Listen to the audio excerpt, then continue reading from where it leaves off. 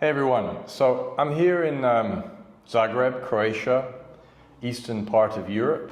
I'm at the main facility of a company called Frigo Plus, and I think one of the coolest things that I enjoy in my line of work is I do get to travel, and I get a lot of people telling me that I'm very lucky, and I do admit that I'm very lucky to be able to go around the world and meet some innovators, some companies working with natural refrigerants.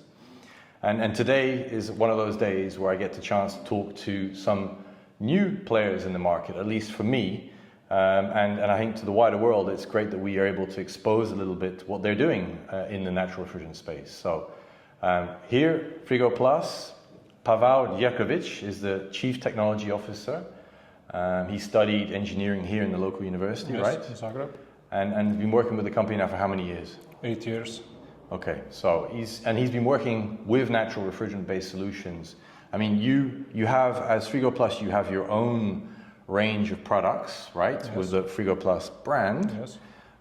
For heat pumps and chillers with propane, correct? But you Yes. also a large chunk of your capacity, your manufacturing capacity, is for SECON, one of the co-owners. Yes. Correct? Yes. The SECON is our main. That's right. Yeah. Main customer yeah. is the SECON, Yeah. and Joachim. They are now ATMA approved. Yes. And this year, from the start of the year, for there we are produced 70% of the unit that we produced. Are for SECON. Yeah, are for SECON. Okay. Yeah. Okay, but that what's interesting, what I've learned over the last day or so is that you've now bought a new plot of land nearby. You're building up. You're preparing to to significantly increase the manufacturing capacity because you see a growing demand for your products. Correct? Yes, that's right. So in the last couple of years, we expand our portfolio. Not only with the chillers, because we are producing the chillers now almost 60 years, and last 16 years. 16 years, Yeah, 16 years, yeah. And now we saw that the market is going into the direction of the heat pumps, Okay. and because of all this restriction for the gas boilers in the Europe and so on. Yeah. So we Opportunity. Yes, we are aware that we need to go into that direction, and of course we developed a huge range of products for the heat pumps. Okay. So we see some of the examples here. Yes, here are the examples of the chillers. Yeah. We used part of the design, the construction from the chillers technology, but we adopted for the heat pumps. Okay. So we have, let's say, beneath this V section in the process of defrost, there is a lot of water because of defrosting. So we have these stainless steel trays, heating elements below to prevent the freezing of that water and so on, the drainage of the water, and we solve this problem of water on that way. We also adopt implementation of hydraulic parts, hydraulic components inside of the units, so we have possibility to install flow meters, pumps, and even possibility to have multiple units in parallel work, so this master-slave configuration. Okay. And yeah. And there's also something else that you're doing, right? You're working on improving the performance constantly, but what else? Well, there's another innovation that you're working on that you're able to share with us today. Yes, now we are in our main focus is now, since we finished this heat pump development process.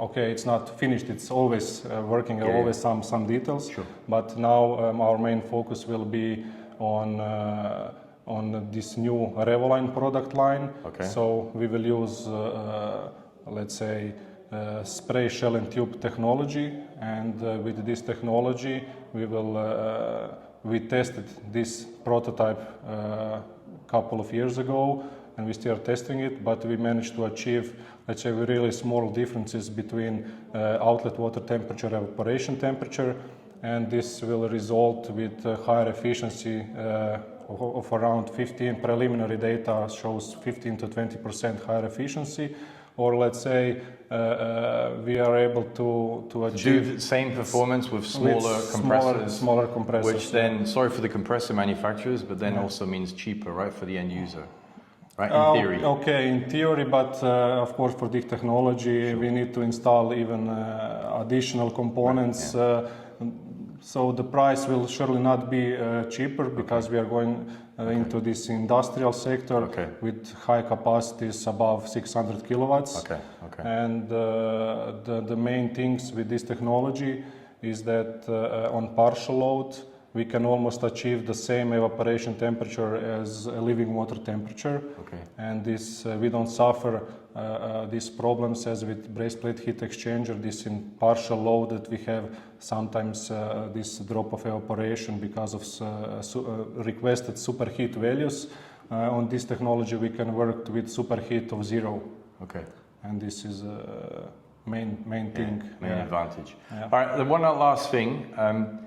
Beyond, I mean, most of your production, 95% plus of your production is natural refrigerants, right? Yes. But you also do CO2 for the local market, right? You've also got some CO2 racks for the supermarket chains. Yes, that's right. So for Croatia, so you're actually selling CO2 racks for the Croatian market. Yes. So let's say 4 years ago we finished this development phase of subcritical and transcritical CO2 units.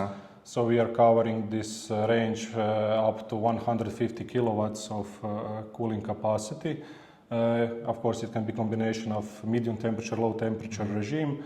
But we decided to go because this range fulfill, let's say, more or less what we expected that will be requested for the Croatian market. Okay, so you know the impression I've had from spending the time with the Frigo Plus team here and the engineering team and the management team and visiting the facility and all the different workstations is that it's top level here in terms of the production, right? And you're clearly positioning yourselves as one of the market leaders for the market here, right? And beyond Croatia, correct?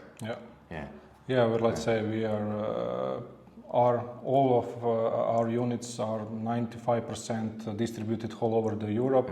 So we are selling the unit to all Scandinavian countries, Germany of course through the SECON, let's say Netherlands, Denmark, France, Denmark, Norway, key markets.